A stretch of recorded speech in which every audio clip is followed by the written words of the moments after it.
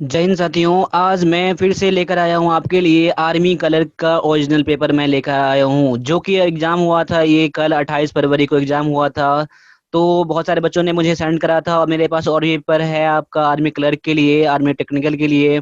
तो आज ये मैं क्लर्क का ये कर रहा हूँ। इसमें से पार्ट वन रहेगा। पार्ट वन में 25 क्वेश्चन है। अगर मैं 50 क्वेश्चन लाऊंगा तो थोड़ा वीडियो लंबा हो जाएगा, इसलिए मैंने 25 क्वेश्चन लाया है। और पार्ट वन देखे और पार्ट टू भी इसका देखे, और इसमें जानेंगे कि आप कटअप कितना जाएगा, इसका मेरिट कितना जाएगा इसका इस बार।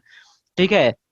देखो, वैसे ही तो इस बार देखा जाए तो एग्जाम का लेवल थोड़ा पिछले साल से ज्यादा था इस बार। ठीक है, तो इसमें देखेंगे कि इसमें आपका कटअप कितना जाने वाला है। और ये जो क्वेश्चन है आज का, ये है हैदराबाद का। हैदराबाद का है मेरे पास और ये पर है, तो मैं उसको भी डिस्कशन करूंगा। अगर आप चैनल पर पहली बार है, चैनल को सब्सक्राइब भी आप जरूर कर लें। और आपको जो क्लास अच्छा लग रहा है तो क्लास को आप लाइक शेयर भी कर सकते हो आप। ठीक है। तो मैं तो ये अब ये देखो, मुझे किस मुझे भेजा है, मुझे याद तो नहीं है, लेकिन मुझे बहुत सारे बच्चों ने पेपर मुझे सेंड करा है मुझे। ठीक है। चलिए स्टार्ट कर लेता हूँ। स्टार्ट करने से पहले आपसे मैं ये कहना चाहता हूँ, अगर आप आर्मी क्लर्क की तैयारी करना चाहते हो, अगर आप अपनी और इस बार आपका एग्जाम है, यानी कि 25 अप्रैल को या फिर 30 मई को आपका एग्जाम है, तो उसके लिए अभी क्लास स्टार्ट हो चुका है। जो पेड क्लास है उसके लिए फी बहुत ही कम है। अगर वो क्लास ज्वाइन करना चाहते हो आप, तो आप मुझे 9102195290 पे मुझे आप कॉन्टैक्ट भी कर सकते हो। या फिर आपके पास एक और नंबर है 8210718211 भी आपका नंबर है। तो देखिए, मैं टाइप करने के चक्कर में मैंने आपका ये पेपर था साफ था, इसलिए मैंने पेपर को ही मैंने डायरेक्ट आपके सामने प्रेजेंट कर रहा हूँ आपको। ठीक है। तो चलिए और देखिए कि आप इसमें से कितना क्वेश्चन कर पाए हो, आप क्या क्या इसमें से सही है। और आपका एग्जाम जो अभी आने वाला है तो उनके लिए तो बहुत ज्यादा आपका हेल्प करने वाला ही है। ठीक है। चलो, देखिए तो आज का ये जो पहला क्वेश्चन है, देखिए हिंदी और इंग्लिश दोनों में है। तो क्या कह रहा है, Akbar founded the Deen A Ilahi primarily to. Akbar ने मुख्य रूप से दीन ए इलाही की स्थापना क्यों की थी? पहला ऑप्शन आपके पास है, जो एक राष्ट्रीय धर्म की स्थापना करना जो कि मुसलमानों और हिंदुओं दोनों को स्वीकार्य हो। दूसरा में क्या कह रहा है, एक धार्मिक मंडली बनाने के लिए। तीसरा ऑप्शन में क्या कह रहा है, हिंदू और मुसलमान के बीच मतभेद खत्म करने के लिए। और चौथा कह रहा है नस्लीय संप्रदाय सिद्धांत सुनिश्चित करने के लिए। तो देख लीजिए आपका इसमें आंसर क्या हो रहा है। तो देखिए, आप इसमें से आंसर कीजिए, मेरे साथ आंसर कीजिए और देखिए कि आप इसके में से कितना क्वेश्चन कर पाते हो। जितना लास्ट में मुझे कमेंट करना कि आप इसमें से इतना क्वेश्चन कर रहे हो आप। ठीक है। तो देखिए, तो मैं इसका आंसर बता रहा हूँ, और जो इसका आंसर हो जाएगा ऑप्शन नंबर ए हो जाएगा। तो दीन इलाही की स्थापना क्यों करा था, अकबर ने करा था? ये करा था एक राष्ट्रीय धर्म स्थापना करने के लिए, जो मुसलमान और हिंदुओं को दोनों को ये स्वीकार्य हो, दोनों से मान सके। ठीक है। चलो, अगला जो क्वेश्चन है आज का, यह है, हिंदू धर्म में कौन से भगवान को निर्माता के रूप में जाना जाता है? In Hinduism which god is known as the creator? पहला ऑप्शन में है भगवान शिव, दूसरा में है भगवान ब्रह्मा, तीसरा में है भगवान गणेश, चौथा में है भगवान विष्णु। तो देख लीजिए आपका आंसर क्या है। आप समझ तो पा रहे हो क्वेश्चन को ना? अगर समझ पा रहे हो क्वेश्चन को तो आप मुझे कमेंट करें, और आप जो भी इम्प्रूवमेंट चाहते हैं आप मुझे कमेंट में करें। ठीक है, बेहिचक कमेंट करें। मैं कोशिश करूंगा कि आपके लिए वो चीज जल्दी से जल्दी ठीक हो जाए। ठीक है। तो आप देखिए इसका आंसर कीजिए। तो देखिए, क्रिएटर किसे कहते हैं, क्रिएटर किसे कहते हैं, क्रिएटर किसे कहते हैं? तो ये कहते हैं ऑप्शन नंबर बी, यानी कि भगवान ब्रह्मा को कहते हैं। तो जिन बच्चों ने आंसर बी करा है एग्जाम में, उनके लिए आपका समझ लीजिए बहुत ही अच्छा है, और ये बहुत अच्छा करे हो आपने।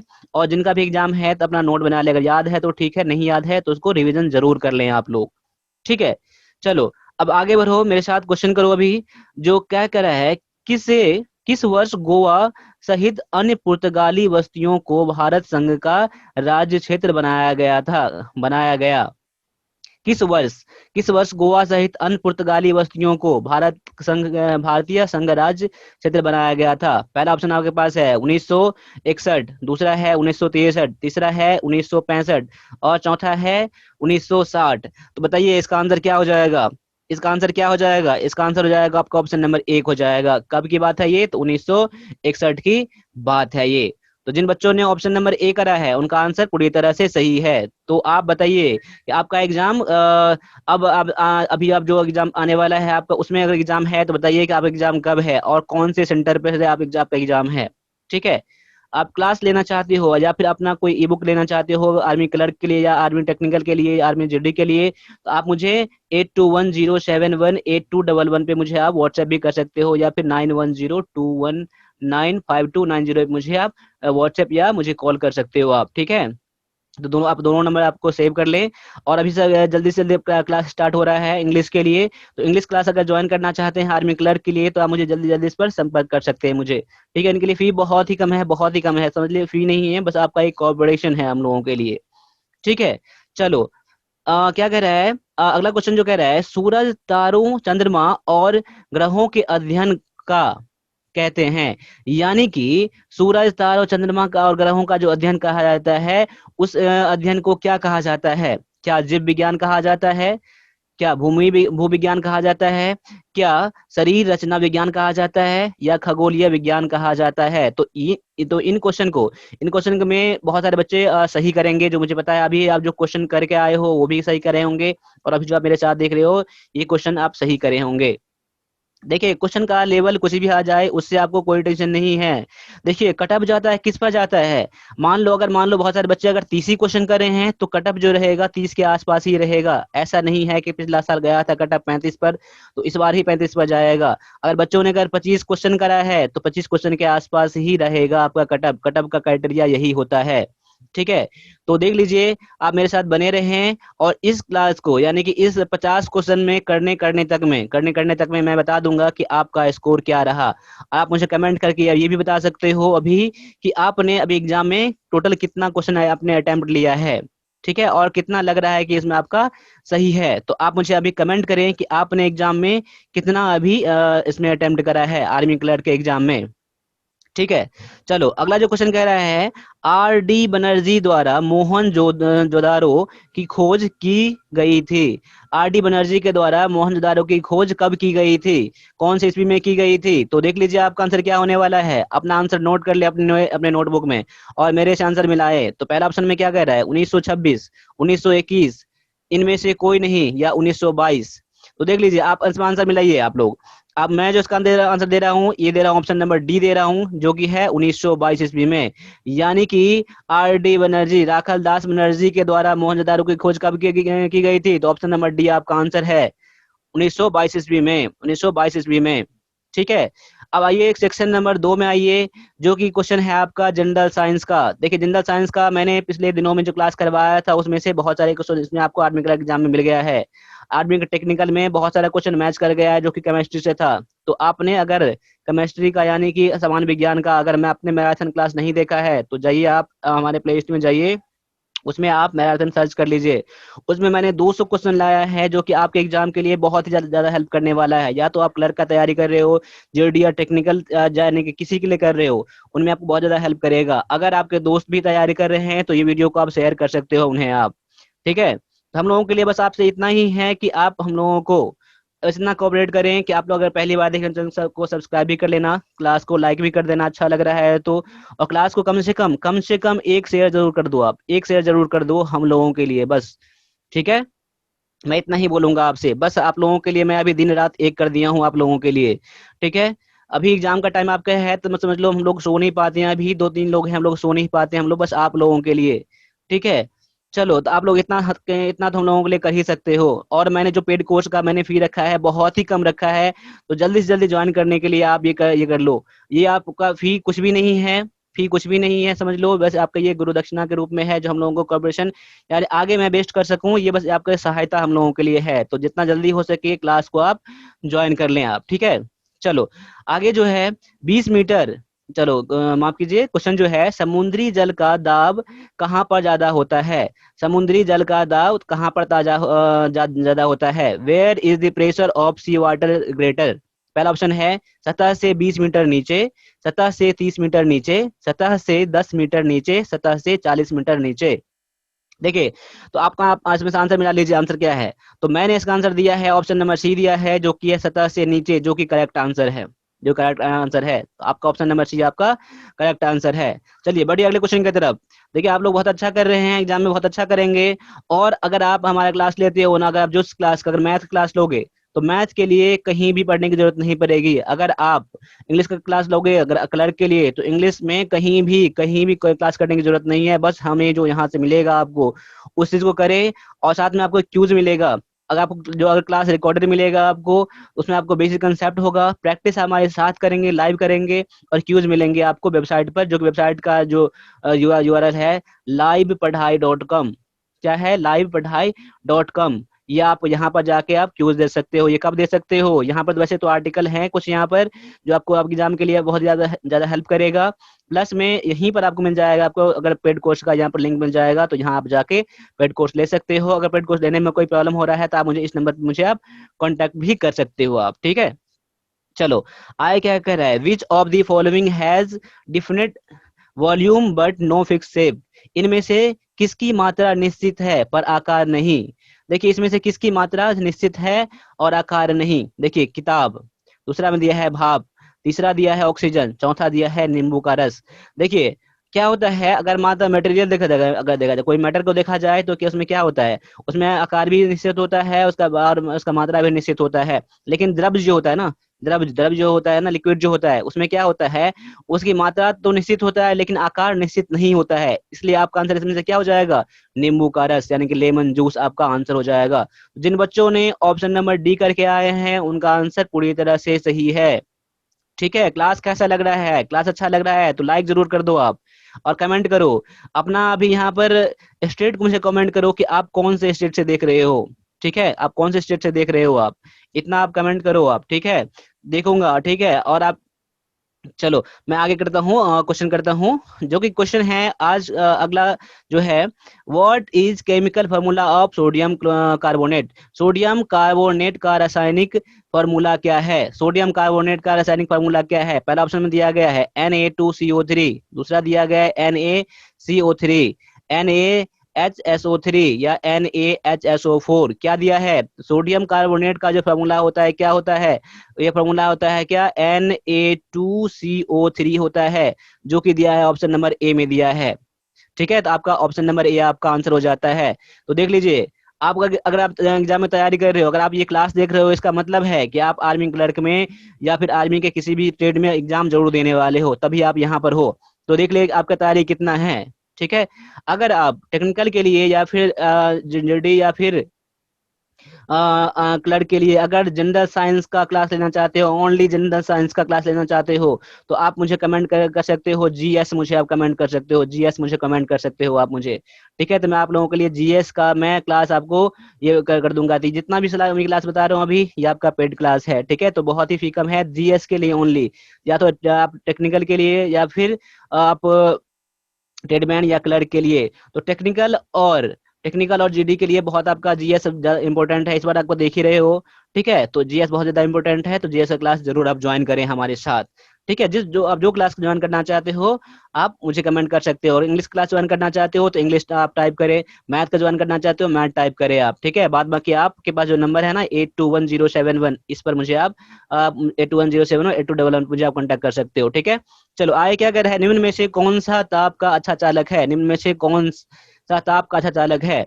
पहला ऑप्शन है आयोडीन, दूसरा दिया है मरकरी, तीसरा क्लोरीन, चौथा दिया है ब्रोमीन।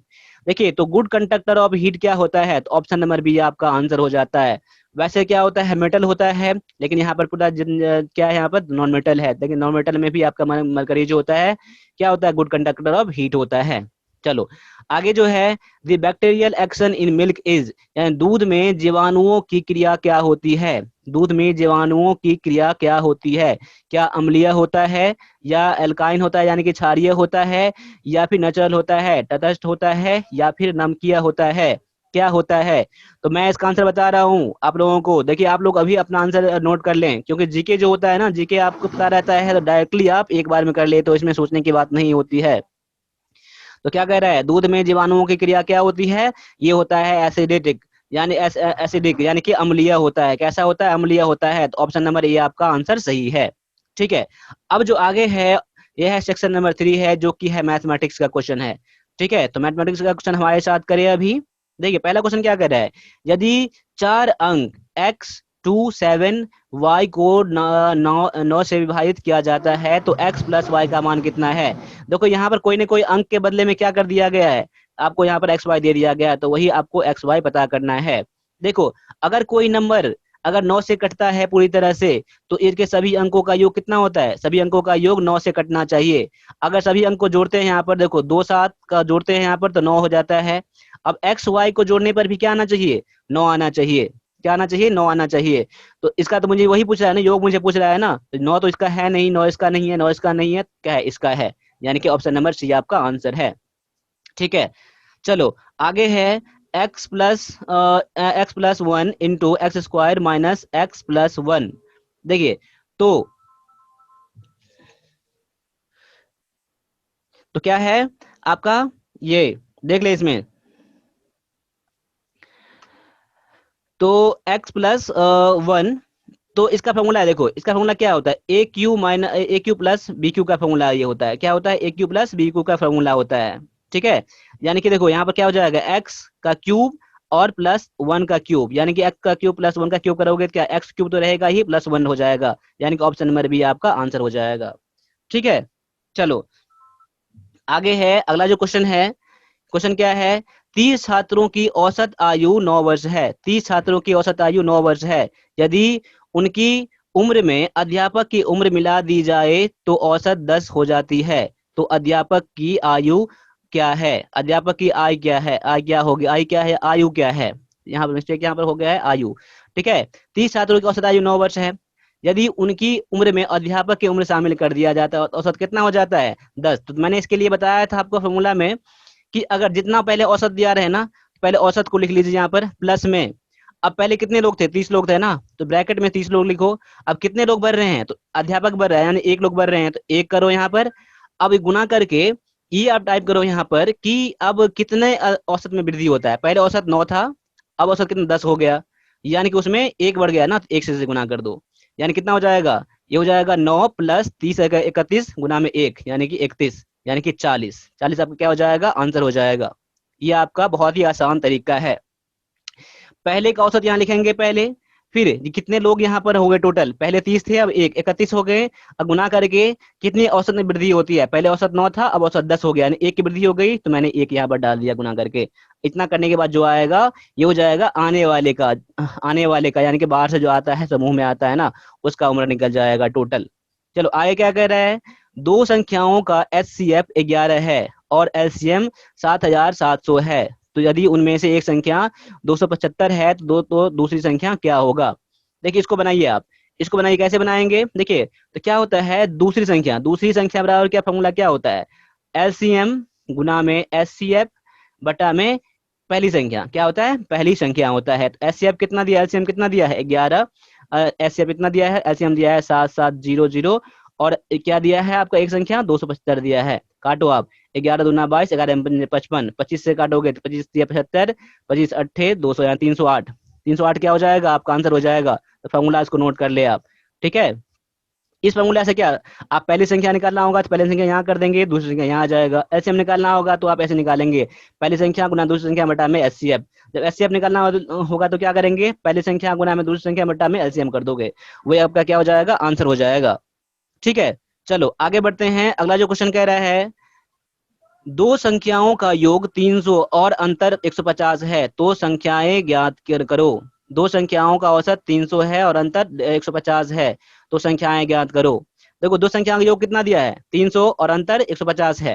तो देखो इसमें से ऑप्शन से बनाओ, ऐसे क्वेश्चन को ऑप्शन से बनाओ। इसमें से बनाने का तरीका तो और है, एक्स प्लस वाई करके, एक्स माइनस वाई करके, लेकिन वो तरीका छोड़ दो, ऑप्शन से मिलाओ। ऑप्शन में दो संख्याएं ऐसा होगा जिसका योग कितना होगा, 300 होगा, अंतर कितना है 150 होना चाहिए। तो योग देखो, योग इन दोनों को जोड़ोगे तो 300 होता है, लेकिन इसका अंतर करोगे तो 150 नहीं होता है, तो पहला गलत। अब दूसरा चेक करो, देखो इसको जोड़ोगे 300 होता है, लेकिन घटाओगे तो क्या होगा, 150 नहीं होगा ना। इस तरह से आप सी भी चेक करोगे तो देखो जोड़ के कितना है, 300 है, और घटाने पर कितना हो जाता है, 150 हो जाता है। तो आपका answer option number C match कर गया, वही आपका आंसर है। तो ऐसे क्वेश्चन को आप ऑप्शन से ही हमेशा जाएं। ठीक है, चलो आगे है अगला जो क्वेश्चन है, द एवरेज ऑफ, चल मैं हिंदी में पढ़ लेता हूँ, पहली 10 विषम प्राकृत संख्याओं का औसत क्या है। देखिए याद कर लीजिए, पहली 10 विषम संख्याओं का औसत कितना होता है, यानी कि आपका 10 ही आपका आंसर हो जाएगा। क्या हो जाएगा आपका ऑप्शन नंबर 10 हो जाएगा। यानी जितना पूछे अगर पहली पूछेगा पहली 20 विषम संख्याओं का औसत कितना है, तो आंसर आपके क्या आ जाएगा 20 हो जाएगा। पहली 5 विषम संख्याओं का औसत कितना है, तो 5 हो जाएगा। ठीक है, इस तरह से आपका आंसर ये हो जाएगा। ठीक है, ये आपका फॉर्मूला है, ट्रिक है। अगर ये मुझे पूछता कि पहली 10 सम संख्याओं का औसत कितना है, तो आप क्या करते आप यहाँ पर 10 प्लस 1 कर देते, 11 आपका आंसर हो जाता। ठीक है, अगर पूछता 15 पहली सम संख्याओं का औसत कितना है, तो 15 प्लस 1 कर देते, यानी कि 16 आप आंसर कर देते। लेकिन यहाँ पर विषम संख्या में क्या होता है, जितना नंबर दिया रहे वही आपका आंसर हो जाएगा। चलो आगे है, अगला जो क्वेश्चन है, यदि दो संख्याओं का योग 90 है और उनका अनुपात 7:8 है तो संख्याएं बताओ। देखो इस क्वेश्चन का आप ऑप्शन से ही जाओ हमेशा। आप देखिए दो संख्या का योग कितना है, 90 होना चाहिए। देखो इन दोनों को जोड़ोगे तो 90 नहीं होगा, आगे चेक ही नहीं करना है। इन दोनों को जोड़ोगे तो कितना 90 है, और इन दोनों का जब औसत अनुपात निकालोगे तो 7:8 आता है। ठीक है, तो आपका आंसर बी हो जाएगा। लेकिन देखो दोनों का जोड़ोगे तो 90 नहीं हो रहा है, तभी ना आपका होगा, दोनों को जोड़ोगे तभी 90 नहीं हो रहा है। यानी कि ऑप्शन नंबर बी पूरी तरह से सेटिस्फाइड कर रहा है क्वेश्चन के लिए। तो ऐसे क्वेश्चन बनाने के लिए हमेशा आप ऑप्शन के साथ ही जाएं। तो क्लास कैसा लग रहा है, आप मुझे जरूर बताएं, क्लास कैसा लग रहा है। क्लास अच्छा लग रहा है तो आप मुझे जय हिंद जरूर कमेंट करें एक बार। मुझे जय हिंद जब भी आप बोलते हो ना, तो हमारे मन में, मेरे मन में क्या होता है, बहुत ज्यादा मोटिवेशन बढ़ जाता है। तो जय हिंद जरूर कमेंट करें, हर वीडियो में कमेंट करें, जय हिंद सर, जय हिंद सर, जय हिंद सर, इस बार उड़ाएंगे, एग्जाम को उड़ाएंगे सर। आप इतना जरूर कमेंट करो हमारे साथ। ठीक है, तो आप जब भी करो, जब भी पढ़ाई करो, ठीक है, तभी आप स्टार्ट कर लो, जय हिंद सर, जय हिंद सर, हम करेंगे करेंगे, मन में आपका हमेशा उत्साह बड़ा होना चाहिए।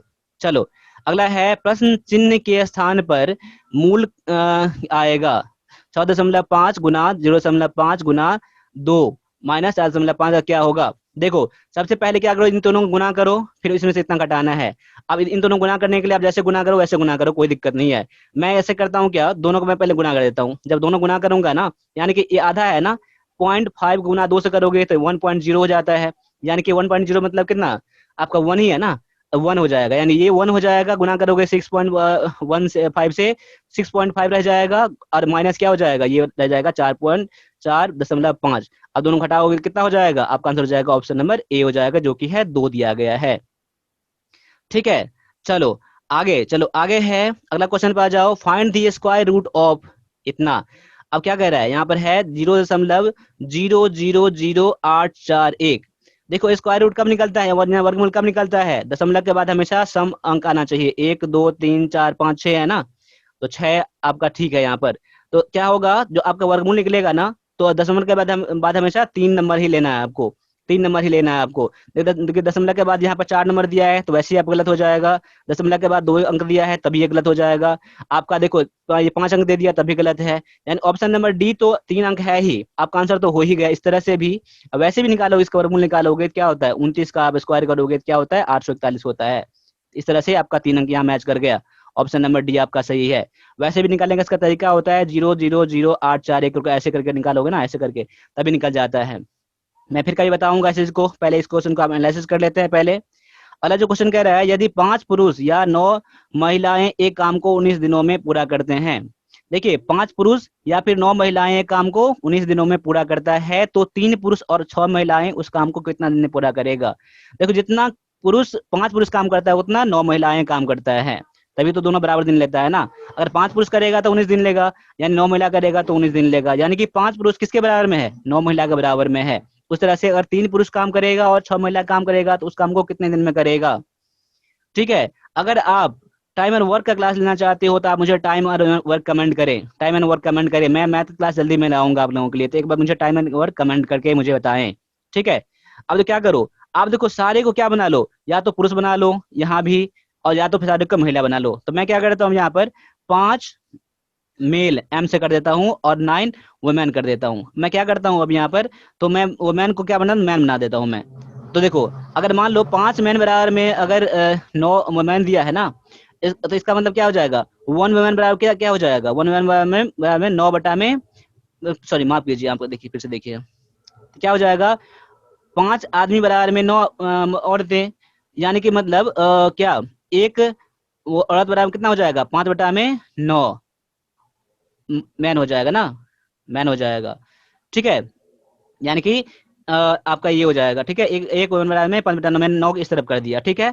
यानी कि अब दिया है लास्ट में कितना, 6 महिला दिया है ना, यानी कि 6 महिला बराबर कितना हो जाएगा, 6 महिला बराबर में कितना हो जाएगा, तो 5/9 गुना में 6, यानी कि 3 तिया 9, 3 दूना में 6, यानी 10/3 महिला ये हो जाएगा, मैन हो जाएगा। यानी कि 6 महिला बराबर में कितना, 10/5, 10/3 क्या हो जाएगा, आदमी हो जाएगा। यानी यहाँ कितने हो गए, 3 पुरुष और यहाँ पर 10/3 पुरुष, दोनों को ऐड कर दीजिए यहाँ पर, तो कितना हो जाएगा, 3 तिया 9, यानी कि 19/3 मैन। यानी कि 3 पुरुष और 6 महिला बराबर में कितना हो गया, 19/3 आपका हो गया आदमी। यानी देखो अब 9 पुरुष, अगर देखो 5 पुरुष कितना दिन में करता है, 19 दिन में करता है। मैं इसको यहाँ बनाता हूँ, यहाँ पर 5 पुरुष करता है 19 दिन में, तो एक पुरुष कितना दिन में करेगा, 19 गुना में 5, टाइम तो बढ़ जाएगा ना। यहाँ 5 लोग करता था 19 दिन लगता था, अब एक आदमी करेगा ना तो 10 दिन तो बढ़ जाएगा ना, इसलिए गुना हो जाएगा। अब कितना, 19/3, यानी आदमी बढ़ जाएगा तो टाइम कम हो जाएगा ना। यानी कि अगर इतने आदमी काम करेगा कितना टाइम लगेगा, तो 19 गुना में 5/19/3 कर दो, तो 3 तो यहाँ से ऊपर चला जाएगा ना, यहाँ चला जाएगा ना, तो क्या हो जाएगा, 19 कट जाएगा, 5 या 15 आपका आंसर हो जाएगा, 15 आपका आंसर है। देखिए क्वेश्चन आसान था लेकिन समझाने में थोड़ा टाइम लग गया मुझे। क्वेश्चन आसानी था, जब बन जाएगा समझ जाओगे तो आपको अच्छा ही लगेगा। ठीक है, मैं इसको एक बार क्या करता हूँ, उसको पेन को मैं हटा देता हूँ एक बार, ठीक है। चलो आगे है, आगे बढ़ते हैं। देखो अगला क्वेश्चन दिया गया है, एक पिक्सल रेफर यानी एक पिक्सल रेफर, पिक्सल क्या होता है, क्या द्वितीय मेमोरी में संग्रहित चित्र होता है, या एक कंप्यूटर प्रोग्राम जो पिक्चर बनाता है, या एक वायरस है, या कंप्यूटर स्क्रीन पर प्रकट होने वाली शब्द बिंदु, क्या है। तो ऑप्शन नंबर आप डी ही करना। क्या होता है, जो छोटा छोटा पिक्चर होता है ना, पिक्चर बड़ा पिक्चर देखते हो ना, उसमें छोटी छोटी क्या पॉइंट होता है, बहुत छोटे छोटे पॉइंट होता है, उसे क्या कहते हैं हम लोग, पिक्सल कहते हैं। ऑप्शन नंबर डी इस तरह से आपका आंसर हो जाएगा। चलो आगे है, देखो क्वेश्चन 5 का कंप्यूटर का क्वेश्चन है, तो जो मेरा है ई बुक है उसमें पांचों का पांचों क्वेश्चन मैच कर रहा है। इससे पहले भी एग्जाम हुआ था, उसने पांचों का पांचों क्वेश्चन मैच करा था कंप्यूटर का। तो कंप्यूटर का ई बुक लेना चाहते हैं तो जाइए डिस्क्रिप्शन में और वहां से परचेज कर लीजिए आप, ठीक है। चलो आगे है, क्या कंप्यूटर की सबसे पुरानी व्यावसायिक भाषा कौन सी है, कंप्यूटर की सबसे पुरानी भाषा कौन सी है, क्या बेसिक है, क्या कोबल है, या मशीनी भाषा है, या फोर्ट्रन है। देखिए तो आपका आंसर क्या हो जाएगा, ऑप्शन नंबर जो है ये है सी, जो कि मशीनी भाषा, यानी सबसे पुरानी भाषा कौन सी है, तो आपको मशीनी भाषा आपका आंसर हो जाएगा। आप मुझे कमेंट करके ये बताएं कि फोर्ट्रन का फॉर्मूला क्या, इसका फुल फॉर्म क्या होता है। ठीक, आप मुझे कमेंट जरूर करना अभी इसका, ठीक है, क्योंकि मैंने इसका क्लास में बता दिया है। मैंने लास्ट टाइम में जो मैंने क्लास करवाया है, 2-3 क्लास करवाया है कंप्यूटर का, उसमें से भी क्वेश्चन आ गए हैं, बहुत सारे बच्चों ने करा होगा। अगर देखा होगा आपने या फिर नहीं देखा है तो जाइए आप प्ले लिस्ट में जाकर देख लीजिए, कंप्यूटर प्ले लिस्ट में कंप्यूटर क्यूज करके होगा। तो ये बहुत ही भी आपके लिए है, ठीक है। आगे क्या है, super computer were primarily design by, यानी सुपर कंप्यूटर सबसे पहले किसके द्वारा डिजाइन किया गया था। पहला ऑप्शन है आपके पास सेमोर क्रे, दूसरा है आईबीएम, तीसरा सीडेक, चौथा है हैवलेट पैकर्ड, ठीक है। देखिए आपका आंसर इसमें से क्या हो जाएगा, ऑप्शन नंबर ए हो जाएगा, जो कि है सैम्योर क्रे हो जाएगा, सैमोर क्रे हो जाएगा, ठीक है। चलो जिन बच्चों ने ऑप्शन नंबर ए करके आया है उनका आंसर पूरी तरह से सही है। चलो ठीक है, चलो आगे है, data becomes when it is presented in a format that people can understand, यानी कि डाटा क्या बन जाता है जिसे मानव आसानी से समझ सकता है। तो क्या प्रेजेंटेशन, क्या सूचना, क्या ग्राफ, क्या तैयारी अभिसंस्कृत। तो क्या होता है, डाटा इंफॉर्मेशन बन जाता है, क्या बन जाता है, सूचना बन जाता है जिसे मानव आसानी से समझ सकता है। डाटा क्या बन जाता है, सूचना बन जाता है, तब हम लोग उसे पढ़ सकते हैं, तब समझ सकते हैं। इस तरह से आपका आंसर क्या हो जाएगा, ऑप्शन नंबर बी आपका आंसर है, ठीक है। तो लास्ट क्वेश्चन अभी के लिए है, मैं इसके बाद जर्सी में लाऊंगा, दूसरा वीडियो लाऊंगा, ठीक है। तो आप मुझे पहले इसका देख लीजिए, OSI मॉडल में होते हैं कितने लेयर होते हैं, OSI मॉडल में कितने लेयर होते हैं। देखिए पहले से पहले OSI का फुल फॉर्म क्या होता है, इसका फुल फॉर्म क्या होता है, इसका होता है ओपन, इसको नोट कर लेना आप, ठीक है। Open system, open system interconnection, INTER connection, ठीक है। चलो पहला ऑप्शन क्या है, 9 लेयर, दूसरा दिया है 10 लेयर, तीसरा दिया 7 लेयर, चौथा दिया है 5 लेयर। तो आपका आंसर क्या हो जाएगा, ऑप्शन नंबर सी हो जाएगा, जो कि दिया है क्या, 7 लेयर। तो आज के लिए बस इतना ही रहने दीजिए। अगर क्लास ज्वाइन करना चाहते हैं आर्मी क्लर्क इंग्लिश के लिए तो आप मुझे 8210718211 पे मुझे आप कांटेक्ट कर लो, जल्दी से जल्दी क्लास कर लो, जो कि 25 अप्रैल के लिए और 30 मई के लिए क्लास स्टार्ट हो रहा है, ठीक है।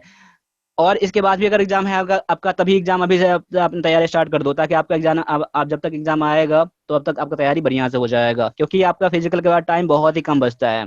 ठीक है, चलो आज के लिए इतना रहने दो, मिलेंगे अगले क्लास में, तब तक के लिए सभी से जय हिंद।